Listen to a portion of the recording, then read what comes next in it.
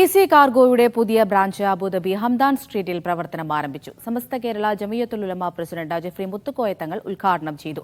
വഖാഫ് ഇമാം അൽ ഹാജി ഷെയ്ഖ് അഹമ്മദിന്റെ സാരഥ്യത്തിൽ ഉദ്ഘാടനം ചെയ്തു. ഈസി കാർഗോയുടെ യുഎയിലെ 12ാമത്തെ ശാഖയാണ് അബുദാബി ഹംദാൻ സ്ട്രീറ്റിൽ തുറന്നത്. ജിഫ്രി തങ്ങൾക്ക് പുറമെ ഔക്കാഫ് ഇമാം അൽ ഹാജ് ഷെയ്ഖ് അഹമ്മദും ഉദ്ഘാടന ചടങ്ങിനെത്തിയിരുന്നു. ഹംദാൻ സ്ട്രീറ്റിലെ പയ്യന്നൂർ റെസ്റ്റോറന്റിന് സമീപമാണ് പുതിയ ബ്രാഞ്ച്. അബുദാബിയിൽ നേരത്തെ ബനിയാസ്, മുസഫ എന്നിവിടങ്ങളിൽ ഈസി കാർഗോയ്ക്ക് ബ്രാഞ്ചുകൾ പ്രവർത്തിക്കുന്നുണ്ട്.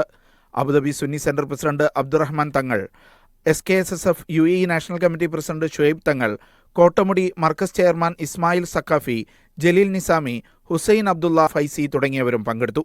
ചടങ്ങിൽ ഈസി കാർഗോ മാനേജ്മെന്റും SKSSF GCC ചാപ്റ്ററും ചേർന്ന് ജിഫ്രി തങ്ങളെ ആദരിച്ചു. Media 1 Abu Dhabi.